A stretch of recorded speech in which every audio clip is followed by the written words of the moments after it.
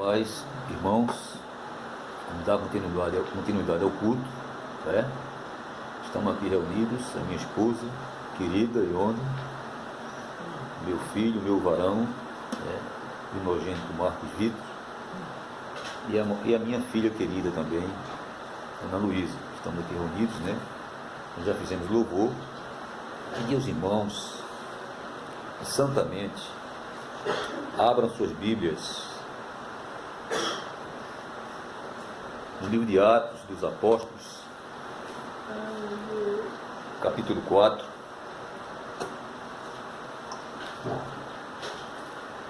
Vamos ler dos versículos 23 ao versículo 31. Vou guardar os irmãos. Atos dos Apóstolos, capítulo 4, versículos do 23 ao 31. Amém? Amém.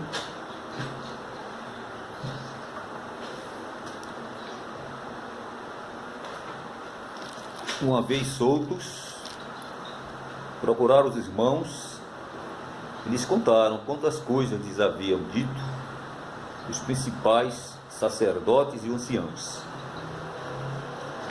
24. Ouvindo isto, unânimes, levantaram a voz a Deus e disseram: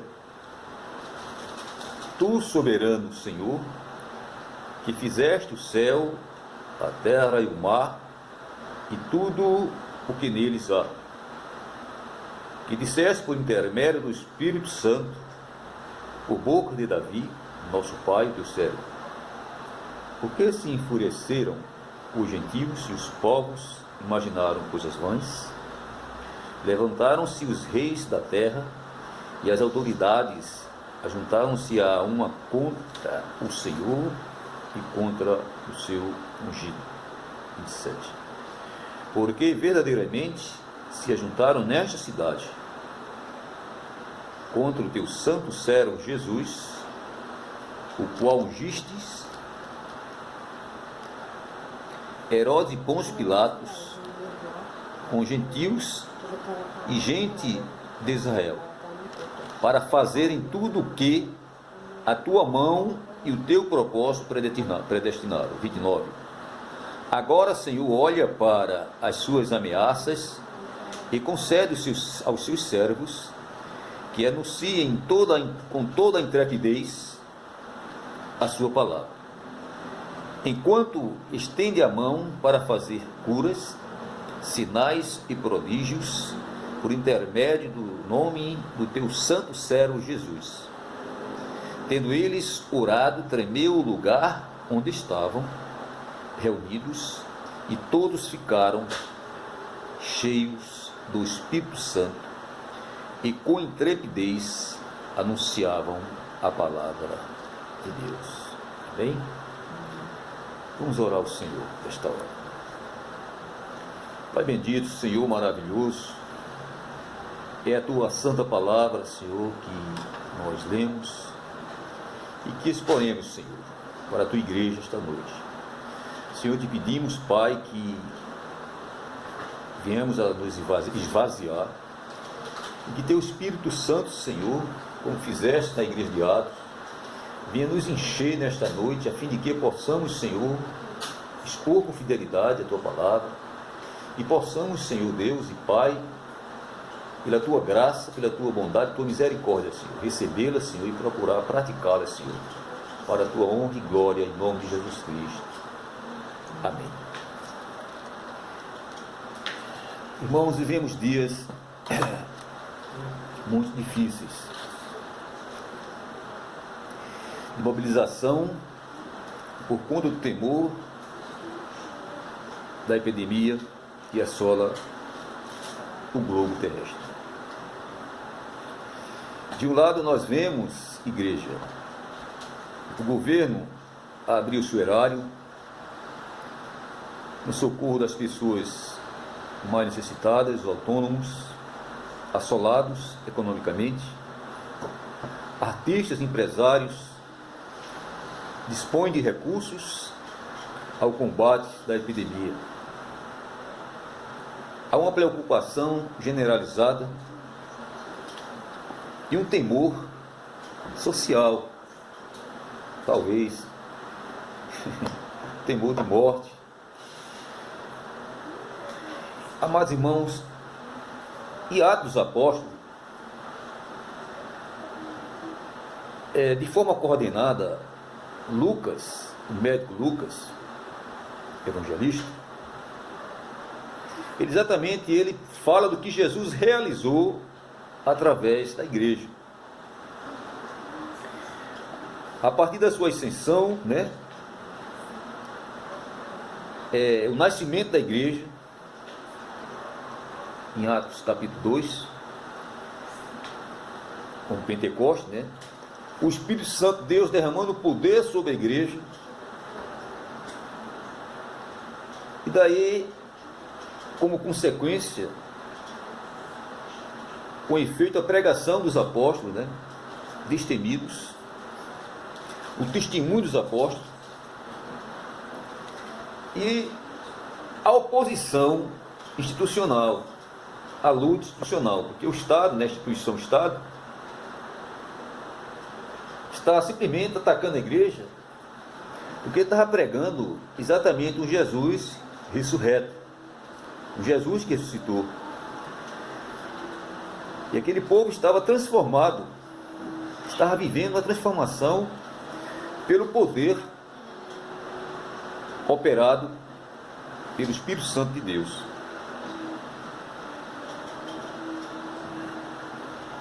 Se de um lado, o nosso país e o mundo está sendo assolado no temor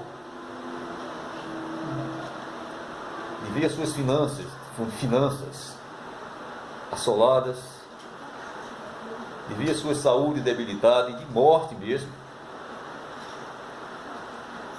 Por outro lado, irmãos, a igreja estava caminhando com temor e tremor do nosso Deus. Então nós vamos, irmão, trazer como tema esta noite, em relação ao sofrimento dessa igreja, o que essa igreja estava testemunhando. A igreja cortando a própria carne, e nós atualmente, em tempo de epidemia, devemos também cortar a nossa própria carne. O interessante é que essa igreja não estava albergada. Essa igreja não era uma igreja que estava dentro do templo. O verso 4, de 1 a 2, o templo era abrigado pelos perseguidores da igreja. Interessante. A igreja era exatamente os filhos de Deus, os apóstolos, que estavam sendo perseguidos fora do templo. A igreja estava sendo habitada pelos sacerdotes, as seguranças, que era o capitão do templo, os saduceus. Esses homens estavam ressentidos porque a igreja que estava fora do templo estava anunciando a Jesus. Vocês confiram depois, com calma, com as suas Bíblias, ou cada um com a sua Bíblia, consta em Atos 4, de 1 a 2. E o texto que nós lemos é a sequência do testemunho da igreja, que vivia em meio às perseguições e lutas, e não cessava, mesmo assim, não obstante as lutas e as dificuldades enfrentadas, de observar os testemunhos de Jesus Cristo. Será que nós podemos já, com reflexão inicial,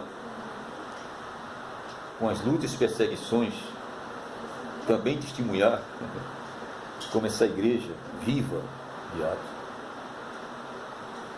Então, irmão, nós podemos, primeiramente, sabermos que é possível a igreja cortar a sua própria carne.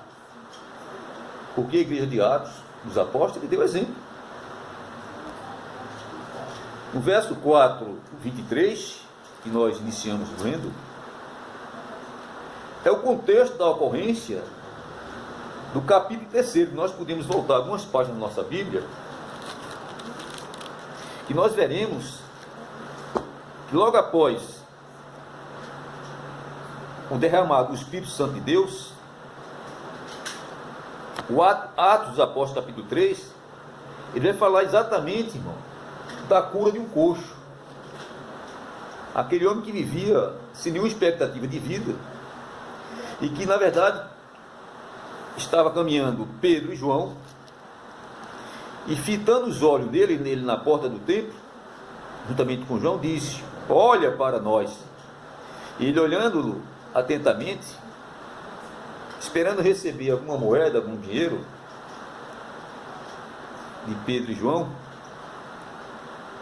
de repente Pedro diz assim: não tenho prata nem moeda, mas em nome de Jesus Cristo, levanta e anda. E nós percebemos que, voltando agora ao texto, que no capítulo 23 de Atos, ele diz: procurava os irmãos, eles contaram quantas coisas lhes haviam dito os principais sacerdotes e anciãos. Vocês percebam que, na verdade, eles tinham saído, eles tinham sido presos por conta disso. Nós podemos perceber que já no capítulo 4, também, na sequência, voltando de 3 para 4, após aquela cura, eles foram ao tribunal. E no tribunal, vemos no 4, capítulo 5, com que poder ou em nome de quem fizeste isto? Os juízes, abro aspas aqui, eles estavam exatamente questionando a cura que foi feita com aquele coxo. Então, o verso 8, 4:8, então Pedro, é que diz, cheio do Espírito Santo, lhe disse: autoridades e povos e anciãos, visto que hoje somos interrogados, vamos pular agora para o verso 10. Ele vai responder agora. A parte B diz: em nome de Jesus Cristo, o Nazareno, a quem vós crucificastes e a quem Deus ressuscitou dentre os mortos, assim, em seu nome, e que este está curado perante vós. Vocês percebam que o contexto da igreja de Atos, Jesus havia falado que essa igreja não haveria de andar sozinha, que ele ficasse em Jerusalém e que derramaria o Espírito Santo de Deus sobre a igreja, e essa igreja está exatamente vivenciando o poder desse Espírito Santo sobre ela. Nós lemos o versículo 23. Foi o Jesus glorificado, o Jesus que ele matou, o autor da vida, a quem Deus ressuscitou, é que propiciou que aqueles homens fizessem aqueles sinais de prodígio, uma cura. A igreja sofria opressão, sofria perseguição, porque Jesus estava sendo manifesto na vida daquele povo. Jesus estava fazendo os sinais na vida daquele povo. Então é possível, irmãos, mesmo aquele povo cortando a sua carne, sofrendo, aquele povo poderia glorificar a Deus, porque Jesus Cristo derramou poder sobre aquele povo, seu Espírito Santo. Atos capítulo 18 diz assim, eu não coloquei o versículo aqui, mas recebeis, perdão, 1:8, desculpem, esqueci de botar o pontinho aqui, capítulo 1:8, mas recebereis poder ao descer sobre vós o Espírito Santo, e sereis minhas testemunhas. Dita estas palavras, foi Jesus levado às alturas. Interessante, ele vai à altura, ele na verdade derrama poder sobre, e ele ia derramar, a promessa de derramar poder sobre a igreja, e sobe à altura, aos céus, e cumpre a sua promessa. E essa igreja agora está testemunhando pelo poder do Espírito Santo de Deus derramado sobre ela. E mais adiante, irmãos, essa igreja continua cortando a sua carne, porque o primeiro mártir da igreja, o diácono Estevão, ele é morto, apedrejado. Nós podemos conferir no Atos dos Apóstolos, mais adiante, capítulo 7, 59, que apedrejaram Estevão, o primeiro mártir da igreja de Atos dos Apóstolos. Né? E mais na frente, irmãos, Estevão, cheio do Espírito Santo, porque o poder estava sendo derramado, foi derramado sobre a igreja. Estevão, cheio do Espírito Santo, ali esse diácono, ele simplesmente perdoa aqueles que o apedrejaram, que o apedrejaram. Então não é possível, irmãos, nós cortarmos as nossas próprias carnes, glorificando a Deus. É possível a igreja cortar a carne, testemunhando, porque essa igreja não está órfã. Essa igreja tem o Espírito Santo de Deus, que conduz essa igreja. Deus, ele conduz a história. Os dias de hoje, irmãos, estão sendo conduzidos por Deus. Não tem com que nós estarmos desesperados. Temos que testemunhar a cada dia da obra do Espírito Santo de Deus nas nossas vidas. Como podemos fazer isso, irmãos? Se nós estivermos cheios do Espírito Santo de Deus. Devemos, Efésios capítulo 5, 18, fala que enchermos do Espírito. O dever de vivermos uma vida em constante comunhão, um testemunho contínuo com o Espírito Santo de Deus, exalando, irmão, o bom perfume de Cristo Jesus. Gálatas fala sobre o fruto do Espírito, resumidamente, irmão, esse fruto, no contexto de Atos, trazendo para Atos, é o amor de Deus e o amor ao próximo. Aquela igreja vivia, irmão, amando as pessoas. No segundo momento, irmão, é possível cortar nossa carne quando estamos obedecendo a Cristo. O verso 24, seguindo a sequência, irmão, no texto, em epígrafe, nós iremos perceber, tá certo? Podemos olhar para o texto aí. Ouvindo isto, unânimes, levantaram a voz e disseram,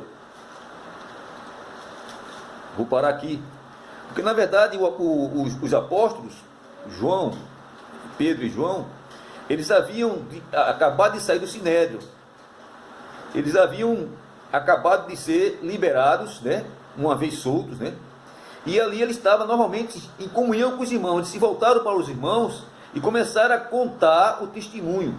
E no verso 24, ouvindo isso, ou seja, ouvindo o testemunho dele, que eles não negaram a Cristo no tribunal, que ele, na verdade, minuciosamente, certamente, eles contaram detalhadamente o que se passou no tribunal, e ouvindo isso, o que aconteceu? Unânimes, levantaram a voz a Deus e disseram, tu, soberano Deus, aquela igreja passou a orar, aquela igreja passou a glorificar a Deus, passou a orar, porque aquela igreja vivia em oração, aquela igreja vivia buscando a face de Deus. Se nós vermos, irmãos, Atos 12, 42, os convertidos viviam na doutrina dos apóstolos, na comunhão, no partir do pão e nas orações. E diz o texto, irmãos, exatamente falando agora, voltando ao temor do Espírito Santo, havia temor em muitos prodígios. Esses sinais eram feitos pelo Espírito Santo de Deus. Não o temor da peste que está assolando, mas que é um temor totalmente voltado para as questões mais materiais e físicas. Mas o temor, eles tinham temor de Deus, a Deus. E aí, irmãos, quando eles testemunhavam, eles faziam que a vontade de Deus, os milagres aconteciam, os sinais eram feitos pelo Espírito Santo de Deus. No que pesa as nossas lutas, os sacrifícios empreendidos contra as perseguições, nós precisamos verdadeiramente estarmos cheios do Espírito Santo de Deus, para que possamos, irmãos, jamais negar a Cristo, e testemunharmos que Cristo faz ao nosso favor. Se nós voltarmos também, estamos fazendo assim uma retrospectiva no próprio livro de Atos, fazendo a interpretação áurea, né, dentro da própria Bíblia, o versículo 2, 47, irmãos, eles louvavam a Deus e cantavam com a simpatia de todo o povo. Interessante, irmãos, quando o povo, na verdade, quando esse povo estava reunido, testemunhando, fazendo os sinais, os prodígios, né, amando as pessoas, o povo que estava fora entrava na graça da igreja.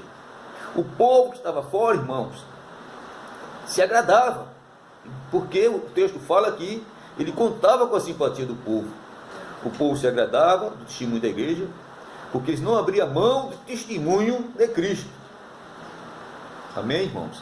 Podemos agora, irmãos, dar uma puladazinha, porque na verdade do verso 24 até o verso 28 ainda continua falando a respeito, entendeu? Do testemunho, que ele fala da oração. Tu, soberano Deus, fizeste o céu, a terra, o mar e tudo que neles há. Interessante, irmão, ainda nesse contexto, nós podemos entender que essa igreja, irmão, o fundamento da fé da igreja, e o nosso fundamento da nossa fé, é a soberania de Deus.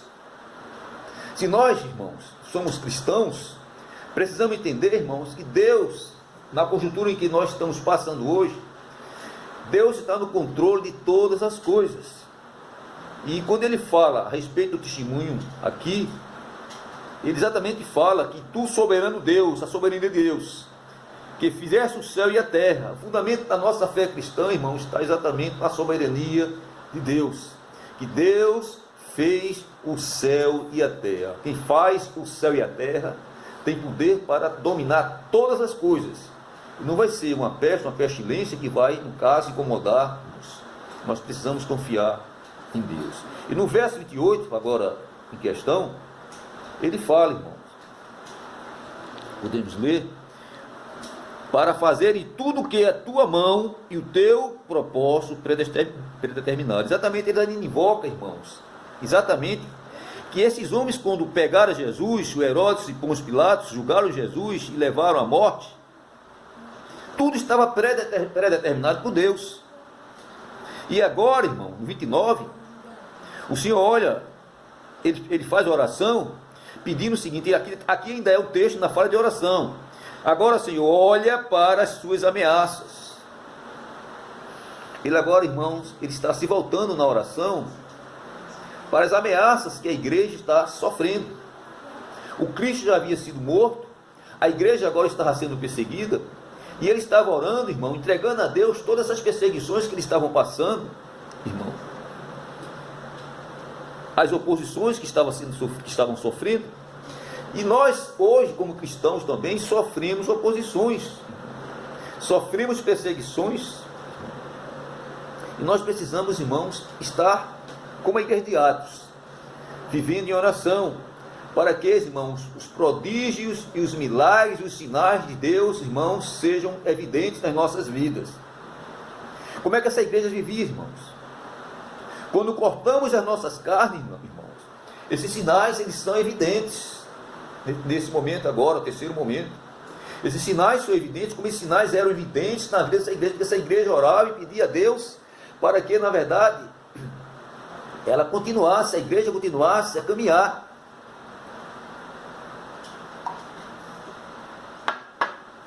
E não obstante as perseguições, não obstante as lutas que ela passava, a igreja passava, eles estão orando ao Senhor, irmão, para que o Senhor, irmão, continue, irmão, com o Espírito Santo dele, fortalecendo a igreja, intercedendo pela igreja. E nós precisamos, irmãos, estar em comunhão com a igreja do Senhor Jesus Cristo, para que, irmãos, esses mesmos sinais e prodígios, né, feitos pelo Espírito Santo de Deus, possam também nos alcançar no dia de perseguições, no dia de enfrentamento dessa Covid-19, irmão. E pedimos a Deus, irmão, e oramos nesse momento, para que Deus nos fortaleça, nos dê força, irmãos, para acreditarmos, confiarmos nele. Amém. E Deus tem o controle de todas as coisas. E, amados irmãos, levando mais em termos práticos, no momento de comoção atual que estamos vivendo, são muitas informações. O cidadão repassou um vídeo esses dias, no qual ele faz como fosse uma triagem de todos os cargos do Poder Executivo, municipal, estadual e federal, e do Legislativo também. E ele conclama esses gestores públicos no sentido de dividir as suas finanças, dividir os seus salários, cederem parte do salário para a sustentação e ajuda desse programa que o governo está aí implantando aí dentro dos hospitais para reduzir os seus altos salários. Eu entendo ainda que esse cidadão ele fez uma avaliação muito tímida com relação, porque ele se restringiu somente ao poder legislativo e o poder executivo, esquecendo-se também igualmente o poder judiciário, o qual eu sou, no caso, auxiliar desse poder judiciário, que trabalho dentro do poder judiciário, né? Ele também venha a reduzir os seus salários. Porque, irmãos, são mais de 120 tribunais, sem contar os tribunais de contas. O município de São Paulo, que possui também um tribunal de contas, todos os estados têm tribunal de contas, o Ministério Público também, e todo o salário desse pessoal ele se volta do Poder Legislativo, se volta exatamente em cima do teto do Poder Judiciário. Então, esses homens, na verdade, poderiam, no caso, ajudar, né? Digo metade do salário, mas dar alguma ajuda. Mas eu quero me referir e voltar à questão da pregação, do texto. No momento em que a sociedade se mobiliza, a igreja é abençoada por Deus, pelo Estado. Sabemos que a igreja é uma das poucas instituições que tem algumas isenções. Precisamos assimilar o testemunho da igreja de Atos, dos apóstolos, de que Deus ressuscitou Jesus Cristo e que Deus faz milagres, prodígios no seio da sua igreja.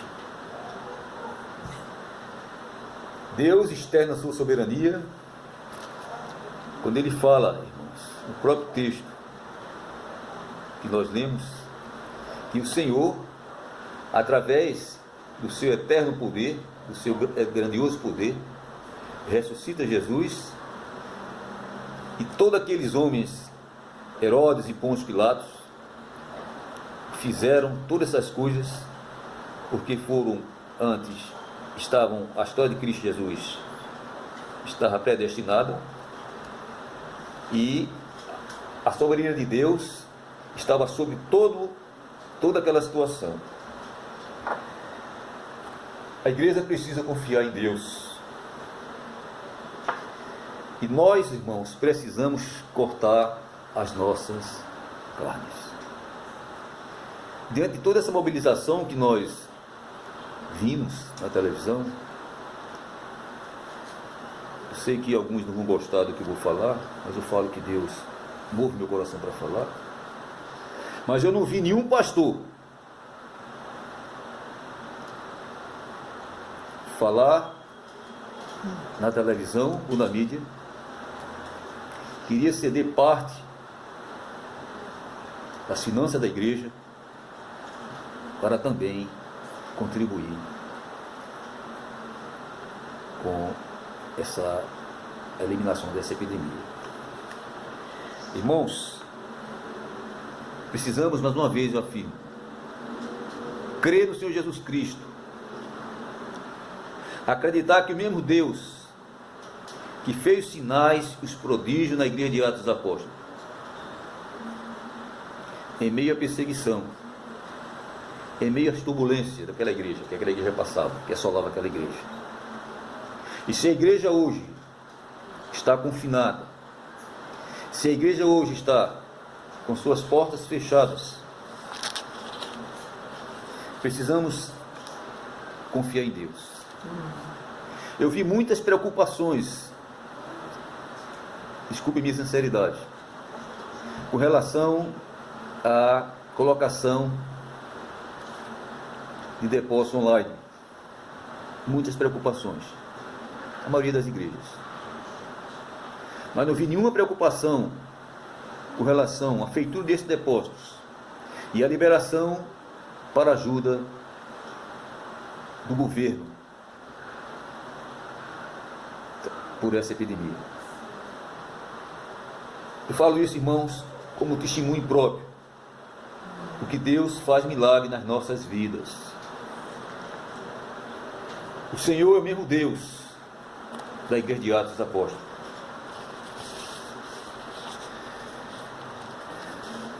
Vamos terminar aplicando melhor o texto, fazendo alguma citação da pergunta 54 do Catecismo de Heidelberg. O que você crê sobre a Santa Igreja Universal de Cristo? E a resposta do Catecismo é o seguinte: creio que o Filho de Deus reúne, protege, conserva, dentro de todo o gênero humano, a sua comunidade eleita para a vida eterna. Isto ele fez por seu Espírito e sua palavra, na unidade da verdadeira fé, desde o princípio do mundo até o fim, cortando a sua própria carne em tempo de epidemia Covid-19. Esse foi o tema. E é possível, irmãos, nós fazermos isso. Entendemos que a igreja é cada um de nós. Uma igreja que não se importa com o sofrimento do próximo. É duvidosa a sua comunhão com Cristo. Todos devem sentir-se obrigados a usar os seus dons, a usar os seus bens, a usar a sua disponibilidade para ajudar o próximo. Como a sociedade está mobilizada, a igreja também precisa mobilizar-se nesse momento difícil, crendo no Senhor Jesus Cristo, é claro, crendo no Senhor como Deus que conduz a história da sua igreja, o Deus que tem nos sustentado até hoje. Louvado seja Deus por isso. Que Deus abençoe os irmãos.